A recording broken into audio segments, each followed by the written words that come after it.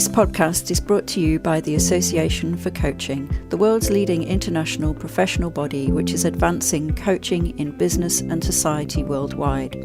I'm your host, Julie Scanlon, and in this new series I'm excited to introduce you to coaches, experts and changemakers who share their insights on coaching women in the context of advancing systemic change. Our aim is to inspire and educate you to contribute to shaping to a more gender equal world. It's my pleasure in this episode to speak with executive coach and leadership catalyst Ngozi Lyn Cole, who works around equity, diversity and inclusion. And today's conversation is going to be a partnership between Ngozi and myself, talking about recognising diversity and the importance of really seeing someone in a coaching relationship. We talk about power dynamics in coaching and coaching as a partnership, and we talk about the differences between equality and equity. We end with a call to action to coaches and also coaching bodies to help the world we live in to become a better place for future generations. Hello everyone, and welcome to our next episode of Coaching Women. Today, I'm so pleased to be able to have a conversation with Ngozi Lyn Cole. And today's conversation is going to be a little bit different from the other podcasts in our series that I'm hosting.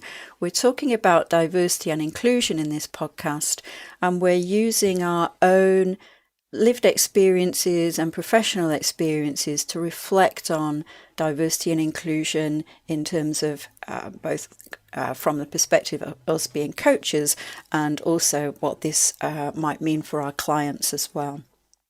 So I'm going to ask you, Ngozi, to, firstly, I'm going to welcome you and thank you very much for your time and input today, as we're going to have a brilliant conversation, I know.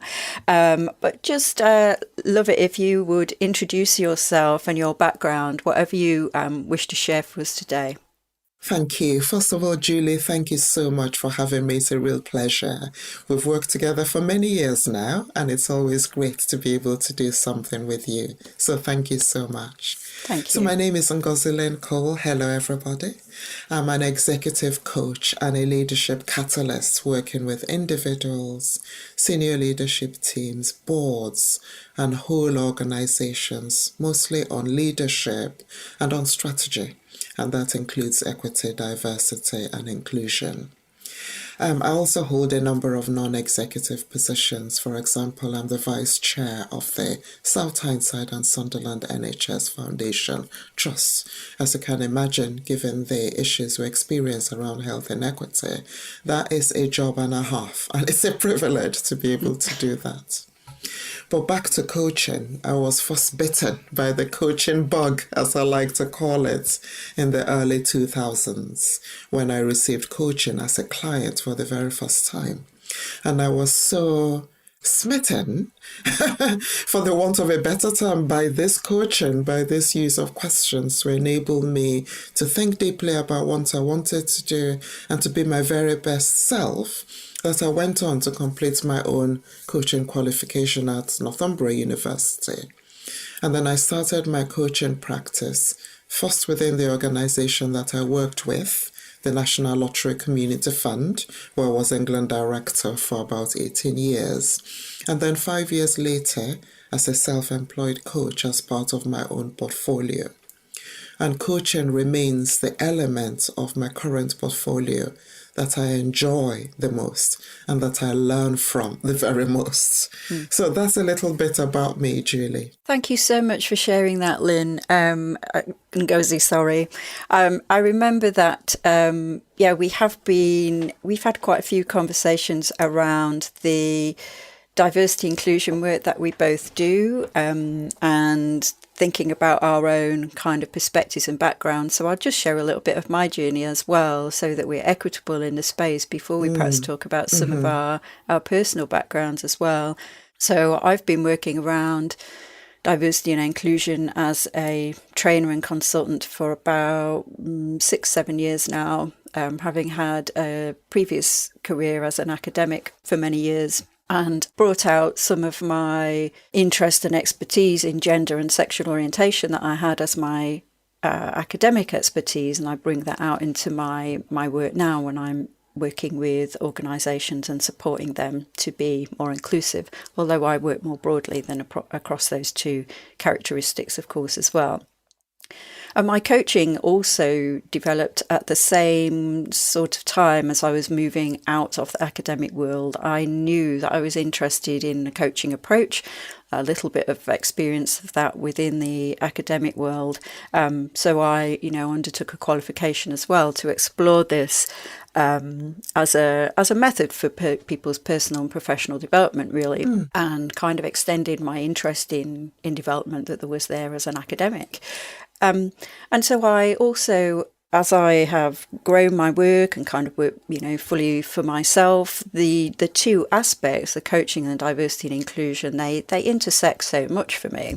They were always kind of speaking to one another, as it were.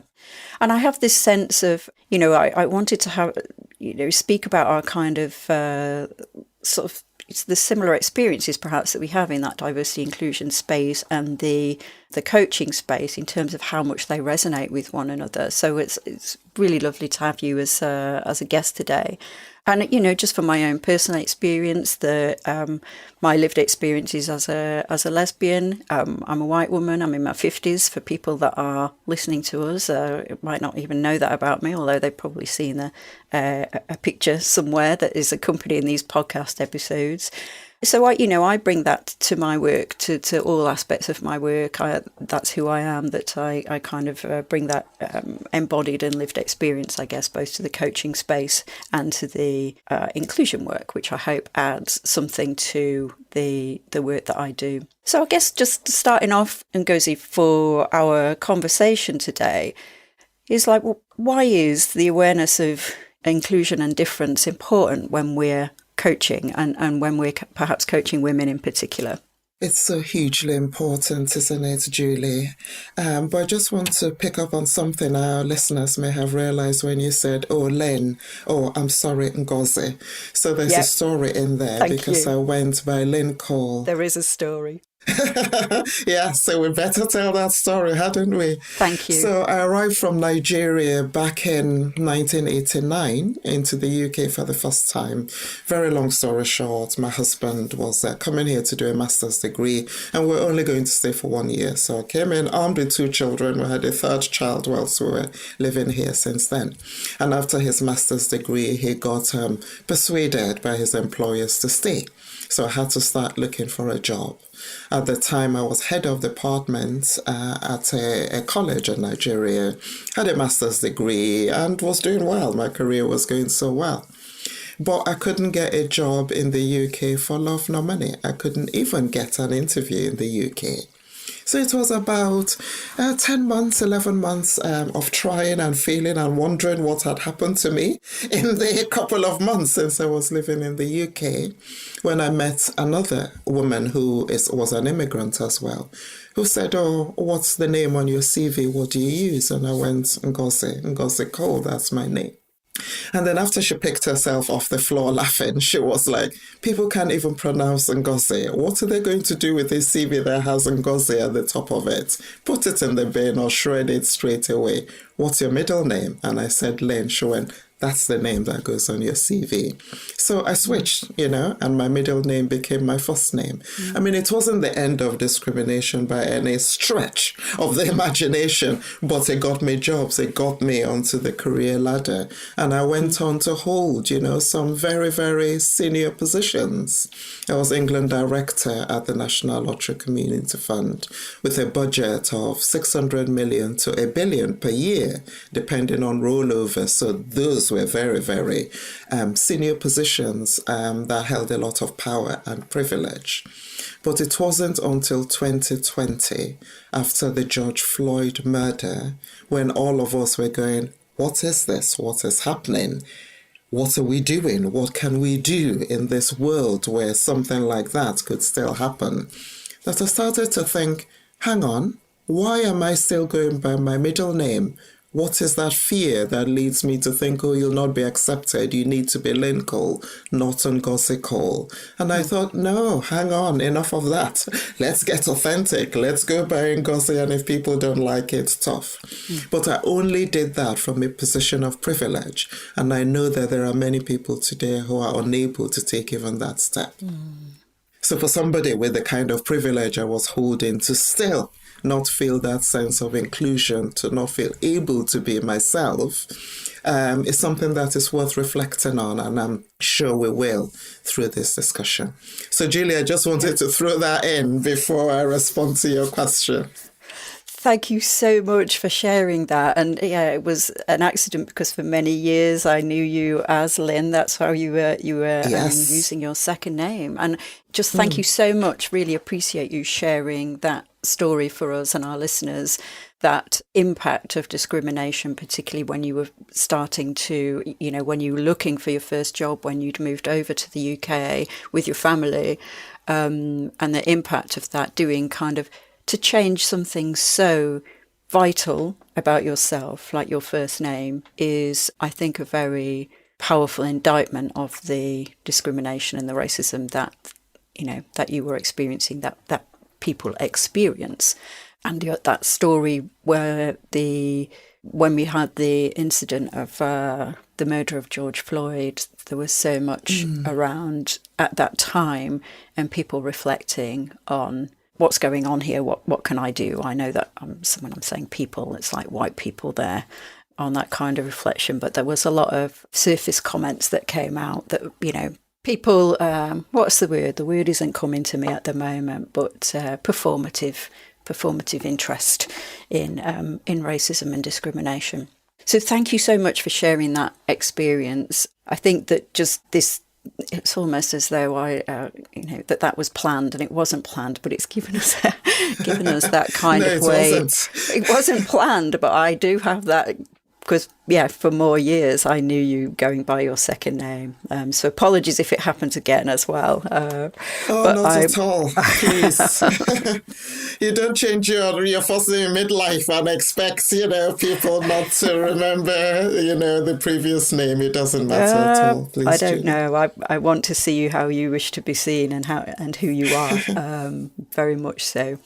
So thank you for sharing.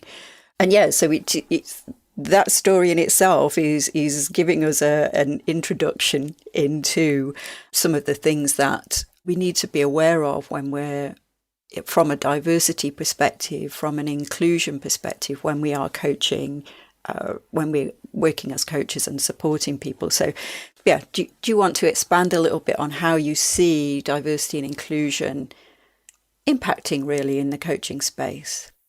So I suppose for me, first of all, coaching exists in the society in which we all live, and your comments about performative comments play exactly into that.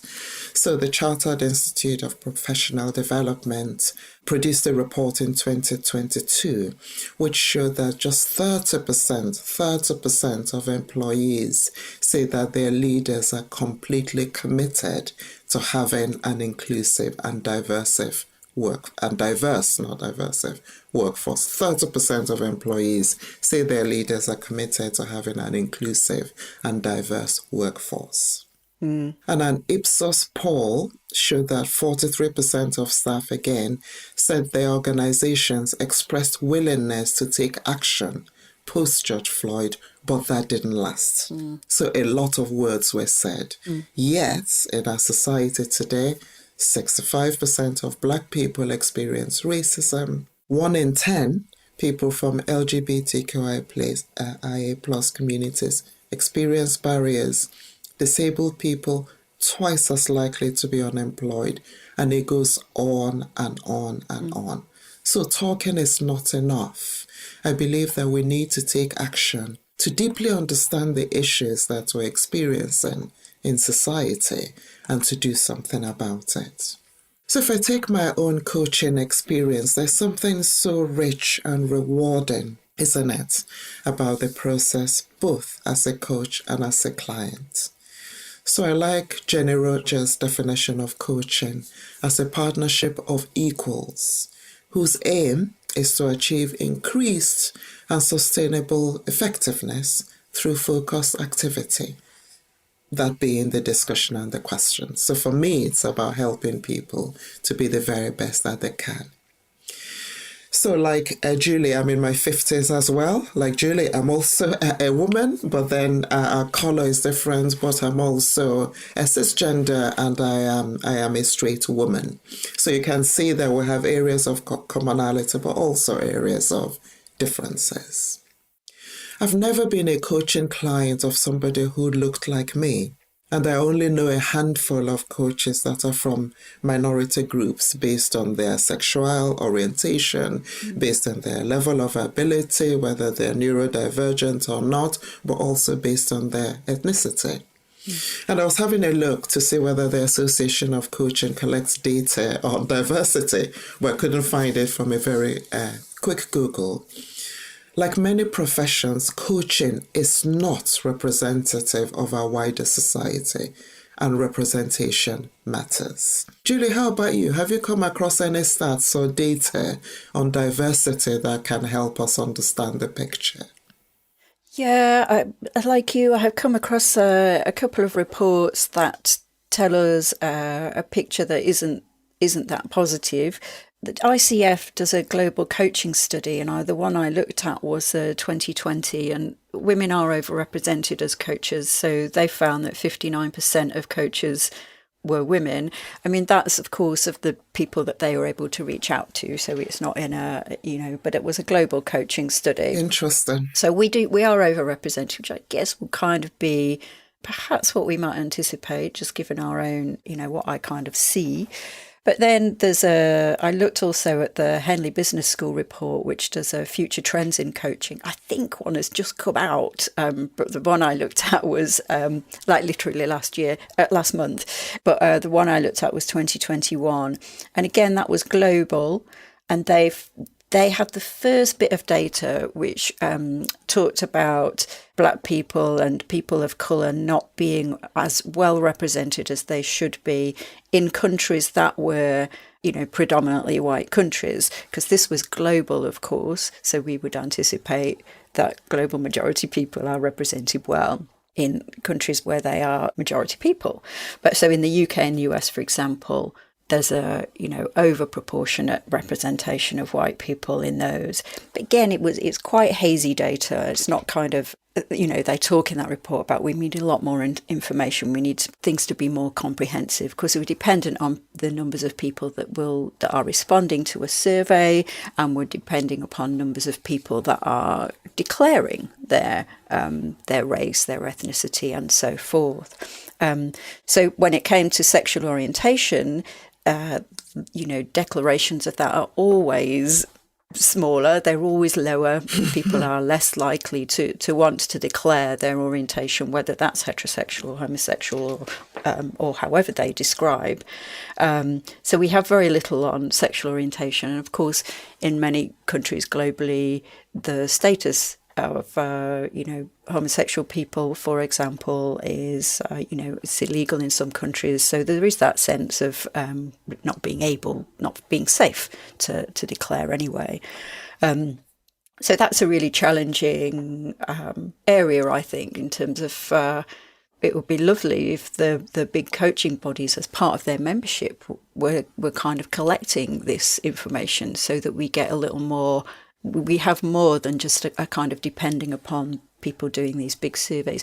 They might be, but like you, I'm not aware of it from fairly hasty Googling, which isn't the best form of research, as I used to be an academic. But then it just it's not common. Myself there. Yeah. No, it's a very good point you make there. If it's not there, if it's not obvious where it is, then we don't know that it's there. Yeah. Yeah, if it's not obvious, then, And I think as well, what was interesting, when I was thinking about, inviting guests on for this podcast, I thought, is there a lesbian coach or, somebody that works with, a woman that is working with LGBT people. And so I, again, in a very non-academic way, I did the search on Google, and like I come up, it's just me, like the 3 out of the 5 top things, and it's me. And I don't promote myself as a lesbian and a coach, but I guess because of the work that I do in the inclusion side of my work, I talk about lesbian visibility and the importance of that, and do talks around that. So the two things will dovetail on my website. So I guess that's also why I come up. But if you were a lesbian looking for a coach who is someone a bit like you, and you've mentioned there something really important about you've never been coached by someone that looks like you and that has some, similar experiences. And I think that is really something from a client perspective or a coachee perspective that's really important, that we have that optionality for people to be able to understand, to be coached by someone who gets what racism feels like, what it is, who has experienced it themselves. And, from my perspective, who gets what homophobia is like. And for us to be I'm very careful about the people that I work with, because a lot of people, and this sounds very damning, but a lot of people are homophobic, either knowingly or unknowingly, just through lack of education. And you don't want to be, as a coachee, in a space where you're going to have to be explaining your experience, some really basic things. You don't want to be necessarily educating your coach around some of that basic stuff, because you're actually there for yourself, for your own development. So yes. I think that's really important what you've said about the lack of diversity and the lack of options, the transparent options that are out there for us. Indeed. So you've just started the concept of the first and the only. So you're the only lesbian coach I know, Julie, or if there are others that haven't ever declared. I know a few other Black coaches, but it's a small minority, it's a handful. And if we go back to Jenna Rogers' definition of coaching as a partnership of equals, then we need to think deeply about equity, diversity, and inclusion in that space, and the experiences that people may bring into the room, that if we're not aware of them, then we can't support them. I mean, you talk about homophobia, absolutely continues to be rife in our society. Same with racism, same with ableism, same with lots of actually very negative behavior that goes on in the workplace and the environment. And those things come into coaching. So if I give you an example of a client of mine, let's call her Abimbola, that's not her real name. So she was the first Black senior leader in a large organization. So let's look at her experience across just 3 days. So she was going to a conference in another country with 2 of her colleagues who were white men. She was subjected to random searches across all 3 airports that they passed through on the day, pulled aside, randomly searched. Her colleagues had to wait for her. On arrival at the conference, when they got there, her pass was heavily scrutinized before she was allowed to enter. Her colleagues were waved in. On arrival in the room where she was due to speak, she'd gone up to the stage for a mic check and was stopped by security. "I'm sorry, madam, the stage is only for speakers." And she had to explain that she was a speaker. There were 2 other people on the stage who had not been subjected to all of that. And this went on and on and on. And not one of her colleagues said anything to her about having noticed how she was different. Now, I don't say this in condemnation of them, because it's quite difficult to say something. It doesn't come naturally. It can feel really uncomfortable when that's not your experience, whether you agree or disagree. But studies have shown, there was one by a report called Stop Hate UK, I think was published back in 2015, I think it was, that shows that racism is twice as likely to affect mental health than physical health. And other research has shown that racism, homophobia, other forms of discrimination actually cause harm. So it's not a case of sticks and stones may break my bones, but words don't hurt me. They actually do. Yeah. So think about Bimbala carrying all of this baggage with her. And she comes into the coaching space and she wants to talk about whatever. It might be that, it might be somebody else. And somebody minimizes that experience. Oh, well, you were just randomly stopped and said, why do you think it was about your race? Or maybe the security guy just scrutinizes every third or fourth pass. Why do you think that was about you? Or somebody did a microaggression. Why are you taking that personally? So all of those things kind of lead somebody to think, well, I can't bring my authentic self here. If I don't feel safe with you, I'm not going to go there with you. If I feel you don't understand, then maybe you cannot support me to the level that I need. So we need to be thinking about the baggage that we carry and bringing the coach into the coaching space if we're going to do our work to the best of our ability. Absolutely. Thank you so much for sharing that example of the client that you named Bimbale there. I think that just across that 3 days of her experience, that's just 3 days of her existence, of her going about her everyday life, doing her everyday work, that she may wish to bring into the coaching space. And those additional, like super additional barriers that she faces there needs to be a space in the coaching relationship where that's understood, where she can bring that and untangle, because we have this sort of, the macro scale racism, which we can all, we're kind of want to be working at that systemic level where we're challenging that. And yet at the same time, we need to be supporting that individual to how she personally navigates these situations that are that she's victim of. So you're because we're working with an individual in the coaching space, encountering racism, disableism, homophobia, whatever that is for that particular person, and that the person needs to be able to share that, and for it to be 100% understood and not questioned, not dismissed, as you say, and then to be able to support that person. So, okay, how, once you've kind of been able to share and been witnessed in the coaching space, it's like how that person might navigate that existence, given those systemic issues are all around us. And it's a huge challenge, but it is like there needs to be understood, there needs to be that empathy 100%, because as you and I am sure know, any additional kind of questioning, it will make you close up completely. It will make you not want to share in that space because you're not understood, and you don't want to be explaining. And, and it's just an echo of everything that we encounter in our lives anyway. It's an echo of that lack of understanding and refusal to see. Sometimes it's a plain refusal to see racism or forms of discrimination which are systemic. Indeed. So you'll be familiar with this, Julie, I'm sure. There's a Zulu greeting called Sawubona. So it's like hello, but it's much deeper than hello. It means I see you. We are connected in some shape or form as human beings. I see everything about you. You can feel safe with me. We can go where we need to go. So it's this kind of deep getting of somebody's humanity.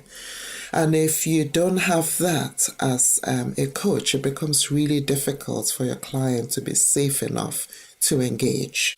So somebody who doesn't have that sense of belonging, doesn't have that sense of being valued in their day-to-day life, and we only need to open up our social media to kind of see how polarized we are as society, and the awful things that people feel able to actually type and put in the public space, homophobic comments, absolutely disgusting things that people feel able to see.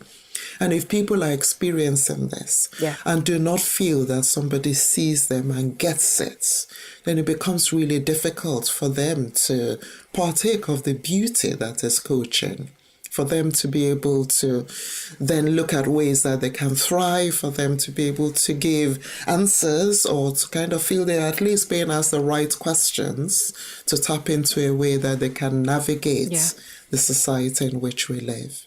Yeah, absolutely. You do.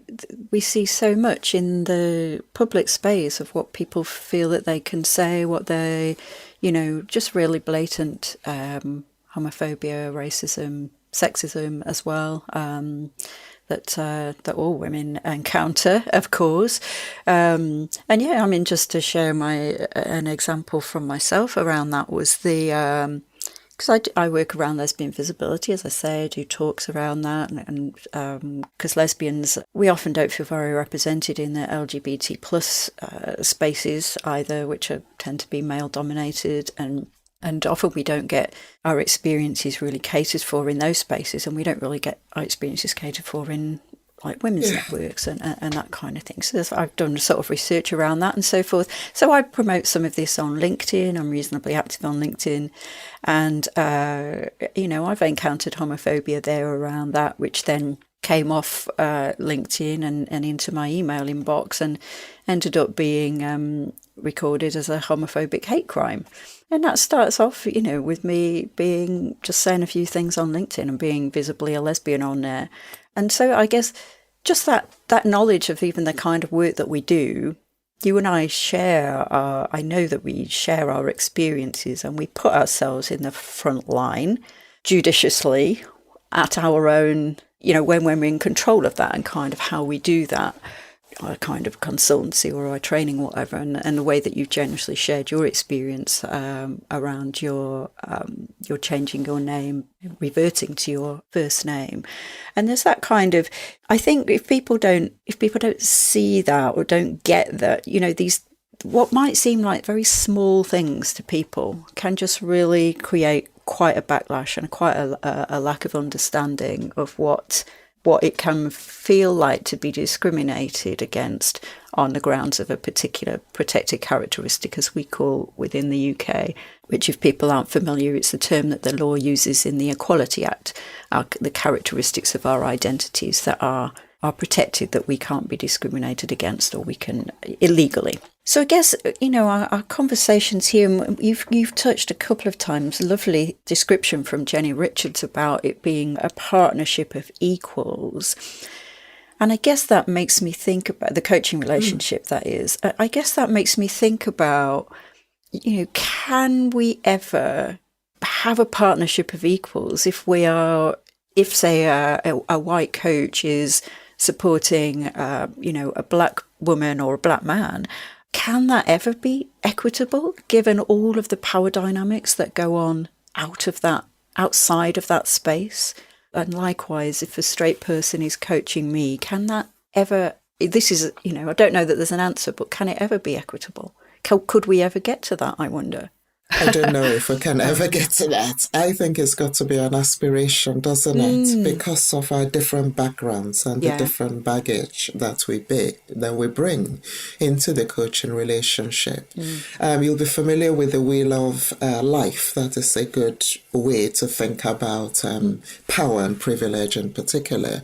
And we know that in the society we live in the West, men still get paid more than women in 2023.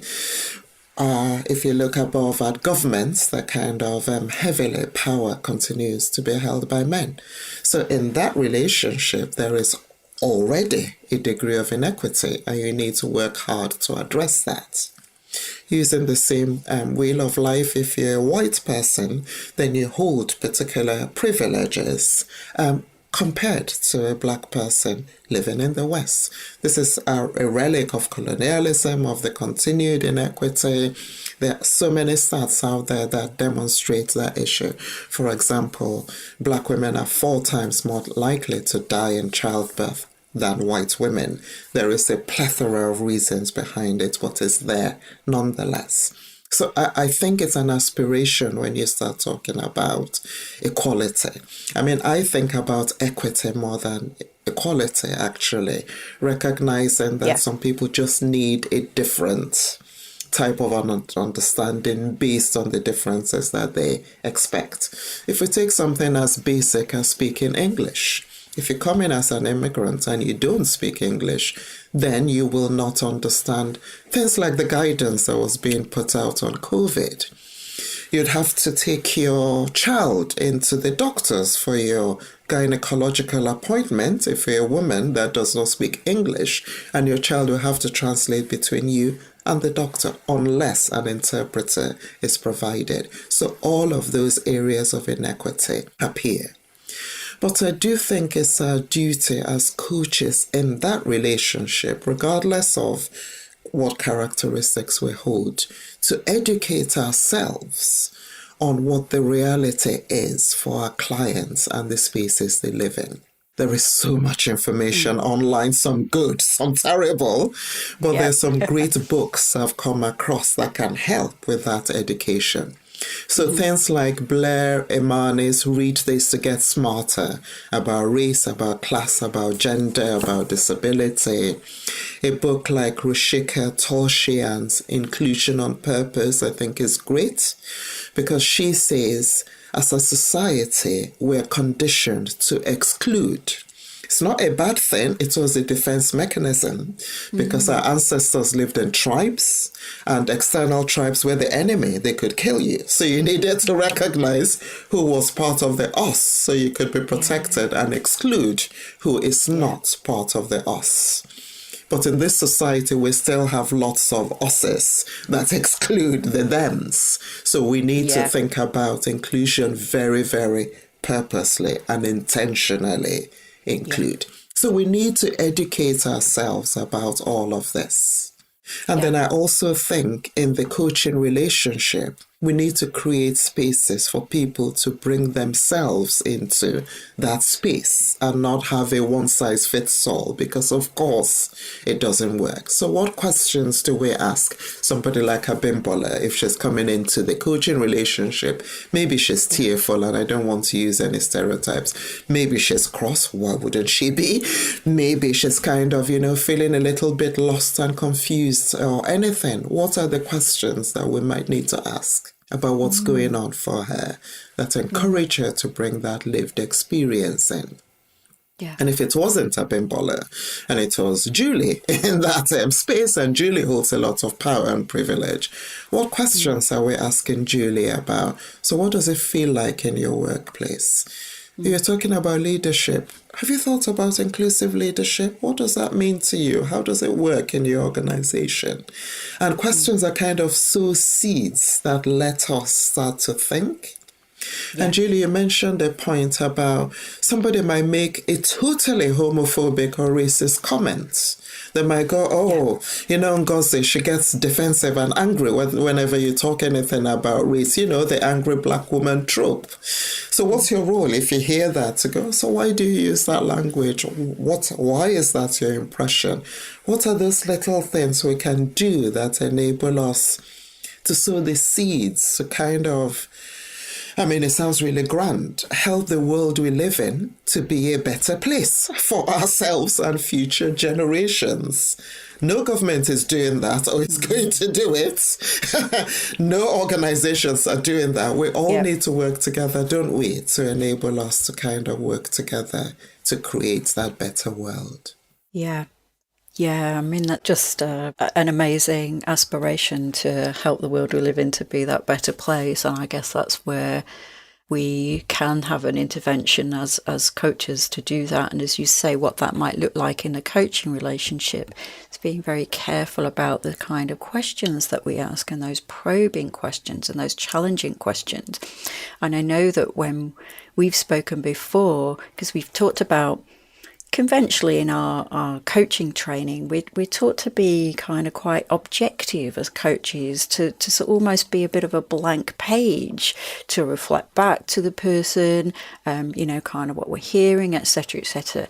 But what you're touching on there is like to use your coaching power, I suppose, your coaching role to gently kind of prod and gently sort of just reflect on with the person in front of you. So I guess it's like, where that can and should we be using coaching to promote inclusion, and how does that happen, I guess, is an interesting question, I think, for us. Indeed. I don't know if you have further, you touched on it there, I don't know if you have further thought on that, Ngozi. Yeah, I don't have the answers at all. And when we get to Schultz, it becomes really tricky.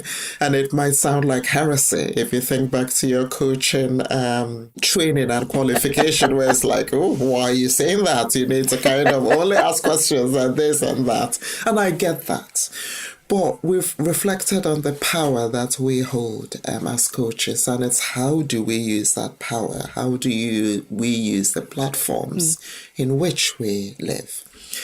So whether we like it or not, despite Jenny Rogers' definition of equality, we do hold power as coaches. People will often come to us to discuss a particular issue. We will contract with them, we'll hold the space for them to thrive. There's a lot that actually leads to us holding power. I don't believe it's our role to kind of ram our thoughts and views and ideas down people's throats, certainly not without contracting to do so. But I do think we need to do our bit to at least inspire thinking. So how can we authentically help when we think about inequity? Is it right for us to pretend that the coaching space is this unique space that lives outside of the society in which we live, where we need to be careful about the questions we ask so that people don't get too uncomfortable, where we need to watch our words so it doesn't feel like we're sharing our ideas? Or is it a space where we can actually ask the right questions to enable people to think about these things in a way that they mightn't have?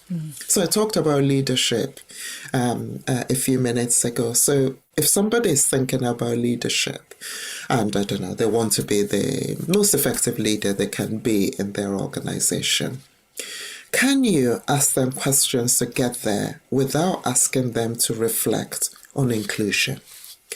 And I use the Ford Foundation definition of inclusion, which is about building a culture of belonging and actively inviting the contribution and participation of all people, believing that everybody's voice adds value. Now, we know that some voices are not as loud as others. Some voices are not listened to as much as others. So can you be a great leader if you're not taking all your people with you rather than the majority of your people? And Julie, you and I live in the northeast of England, which is not very diverse across different elements. We can use the excuse of, well, we're not really racially diverse here, so we don't need to think about it. But how about the one person in your organization that is lesbian, the one person that is black, the one person that is neurodivergent? Can you be a great leader without thinking of their needs? So as coaches, should we ask the question about, so what are your thoughts on inclusion in terms of your leadership practice? How does that work for you? What tools and techniques are you trying? What challenges have you encountered? What opportunities might there be? So it's those kind of questions that are often food for thought, certainly as a client myself, or when I'm in coaching supervision. The questions that just stop you in your tracks and lead you to think. And I go very quiet whilst the cogs start to turn. What does that mean? So I suppose that's what I mean in terms of how we can use our power in coaching to kind of lead to a better society in an authentic way. So those questions might work for me, they mightn't work for you, and they mightn't work for our listeners, but there might be other questions that people can ask that just lead you to think, okay, here is my opportunity to help to do good. Yeah, that's wonderful, and it's really thought-provoking, I think, about each of us as coaches. If we find those questions for ourselves that help us reflect. I mean, often we coach people I find myself coaching people about they're finding their leadership style. They want to perform their very best as a leader. And quite often I find myself coaching people who are transitioning into that kind of first leadership position, maybe.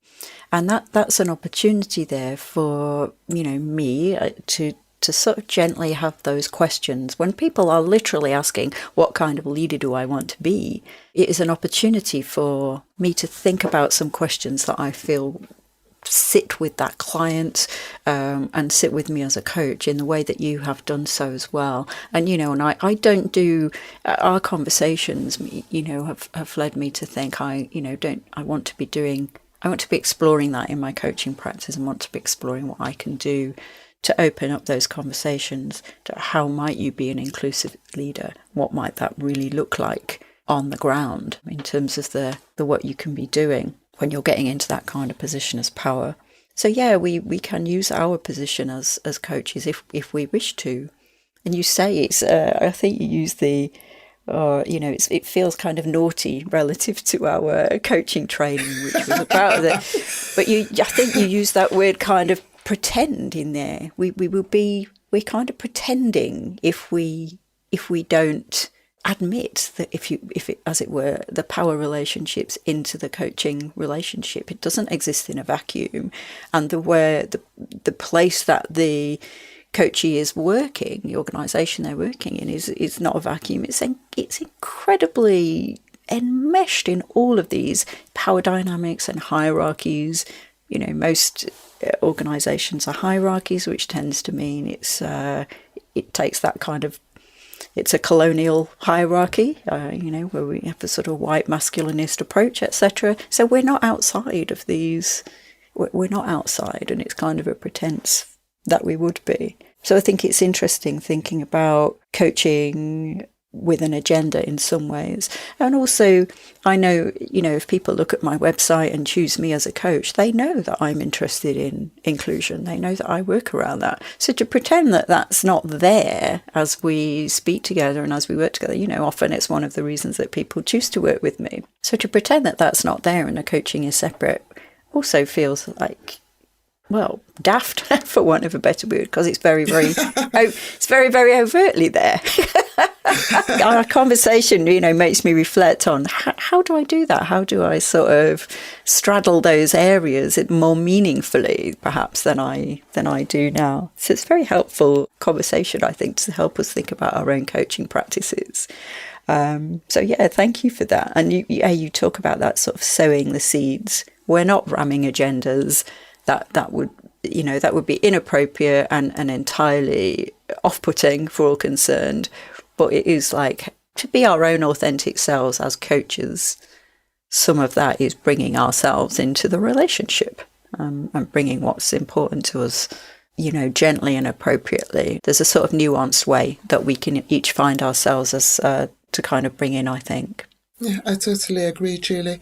And I meant to comment on the story you told about your social media and the attacks, is the word I'm going to use, that you get on that. And I'm certainly aware of one episode, but I'm sure it's not the only one. And this stuff happens just because you were being yourself. So you weren't being controversial. You weren't saying anything out of the ordinary. You were just expressing yourself. People don't like it. And as a society, we're designed to shut it down to maintain the status quo. And I'm really sorry you experienced that. Sadly, that is not uncommon. It's the sort of thing we face day to day. But we ignore it in the coaching space at our own parents. So you're bringing who you are. And this is not about good or bad. You're not a bad person if you don't address it. You're definitely not a bad coach if you don't address it. But it's actually, where might you use your power? What might work for you? What do you want to try? And maybe fall flat on your feet. In terms of the question, you fall flat on your face, not on your feet. In terms of the response you get to that. And then what else might you try the next day? If you agree that we want to create a better world for all of us. Yeah. Julie, I want to share an example of somebody who I think has done something brilliant in terms of creating a better world. Yep, fantastic. So Kath Brown, who you and I know, Yep. runs Kath Brown Consultancy, realized that the coaching space was not at all diverse and wanted to do something about it. Now, she didn't go down the performative role. She definitely didn't go down the white savior route of, I'm going to solve this problem. Hey, here am I. Look at me. Let's do something. She thought we need to be more diverse. So she went looking, had several conversations with people, including me. And then in partnership with a group called the Phoenix Way Northeast and Cumbria, which is a network for organizations led by and working for Black people in these two regions, has recently offered 12 free coaching places to Black people. So the set of coaches that she's working with has just completed the first set of their coaching program. There's a new cohort due to start in December. And those coaches hopefully will go on to have their ILM qualifications in coaching. This is all free. This is all part of Kath Brown's consultancy. And she's actually using her power to do incredible good. Yeah. And next year, the Northeast and Cumbria will have greater diversity in coaching and hopefully ripple effects that will then continue. Yeah. So can you imagine this, using your power in this strong, impactful way to do good, as opposed to thinking, well, it's not really my space, somebody else can do it. She's actually jumped in and done something, which in my view is absolutely brilliant. It is absolutely brilliant. And thank you for bringing that up, though. We will have 12 coaches that are able to offer themselves to support people. And so we just got that kind of optionality. And as you mentioned, Kath Brown has had conversations with Kath about it as well. And, you know, she's a white woman, just to clarify for our listeners, and the sense of... Oh, yes, good. Wondering, it's probably obvious from the conversation, but just to say, and it's so there is that, as a person that isn't from the disenfranchised group, sometimes we can think, okay, I don't want to tread on people's toes. I don't want it to come across as, in terms of race, kind of that white savior, for example. You know, who am I to be doing that? But if we don't use our tools, our skills and our experiences for good, that means we're just sitting there and we're not making any intervention. So we kind of, in some ways, it's to be, allyship, that word is used a lot. It can be problematic, but to be kind of properly an ally, we need to be doing something and to kind of, in a way, get over ourselves, get over our position of privilege. But the way that I know Kath has done it is like having those grassroots conversations on the ground to understand, we need to understand the need. What are people's anxieties or reticences? What might be people's concerns about. So it's been done in a very thoughtful way, as we would expect from Kath, whom we both know and work with, I know. And we need more of that kind of approach. We need more of us people standing up and thinking, okay, what might I do? And it might not be as big as putting on a whole program to train coaches, but that's what Kath does. So that's what she's able to do brilliantly. But what could each of us be doing to help diversify the coaching profession itself? It's something for us all to reflect on, I think, and also to sort of publicise the diversity that is out there, that, as you and I have said, is difficult to put your finger on when you are looking. So if I was looking for a lesbian coach, for example, I find me predominantly. I do know of another, so it's not very interesting for me to coach myself. I try and do that all the time in a notebook. But I do know of a couple of other coaches. But it's like there needs to be perhaps a more formalised way of finding people, if people are open to that and up for that, to sort of be able to search for someone. I know I've done it in a different sphere, in counselling. I deliberately once kind of sought out a counsellor who was also a lesbian, because what I wanted to talk about, I felt needed that understanding. So I think that the more that we can advertise that diversity as well would be helpful. So Yeah, to the powerful people listening to these spaces, or maybe we are the powerful people. Maybe we need to think about that. Maybe that's something I can do. Indeed. No. having just talked the talk. So yeah, I think we're sort of leaving listeners and with lots of food for thought here, and I'm going away with further food for thought, as I always do when I have a conversation with you. So it's really fascinating, I think, to think about what we can do to be working in this space and supporting a more inclusive world. So I guess we sort of ought to be moving towards wrapping up our conversation here. And I just wonder, I'm sure, Ngozi, that people will want to reach out to you and have further conversations based on this. So I wondered if you wanted to share how they might do that. How might people get in touch with you?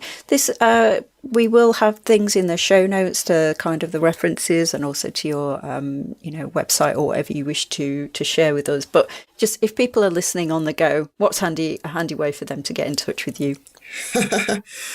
Yeah, so thank you very much, Julie. So I'm on Twitter and LinkedIn as Ngozi Lyn Cole. I've also got my website, which is www.ngozilyncole.org.uk. I'd really love to hear your thoughts and ideas. I'd love to hear what you agree with. I'd love to hear what you disagree with. And I'd definitely love to hear your own thoughts and ideas about what works for you. But I suppose I just want to pull in a little quote because I'm a big collector of quotes and I do ram quotes down people's throats, so pardon me. You have wonderful quotes at the end of your emails, I know. Thank you, Julie, thank you. Nothing subtle about them, there's tough messages. So there's one by Barack Obama, said, "Change will not come if we wait for some other time or some other person. We are the change we speak. We are the people that we're waiting for." I've probably, mangled that quote, but you get the idea. So me, for you, Julie, for our listeners, what is the one big change you can make? It may not be Kath Brown's thing. It might be something else. It might be that you just read something today. It might be that you just bring a question that sows the seed of inclusion into your next coaching conversation. It could be anything, as long as it's authentic, as long as it makes a difference, as long as you've tried something. I think all of that is so valuable and so important if we're all going to work together to create a better world. Thank you so much for that lovely quote from Barack Obama and the call to action, really, for our listeners. What is the thing that we can be doing today, even? Thank you so much, Ngozi. It's been an absolute pleasure and such a rich conversation that we've had today. And I just want to thank you for bringing your thoughtful whole self into this conversation. Thank you. Thank you so much, Julie, and thank you for everything you shared as well. It's also given me a lot of food for thought. So thank you for having me. Thank you for listening to another podcast by the Association for Coaching. For 20 years, our purpose has been to inspire and champion coaching excellence, advance the coaching profession, and make a sustainable difference to individuals, organisations, and society. To find out more about the AC and our member benefits, follow us on LinkedIn or explore our webpage at associationforcoaching.com. There you can keep up to date with our latest podcast episodes, enjoy the wealth of digital learning offerings, and gain insights from our Coaching Perspectives magazine.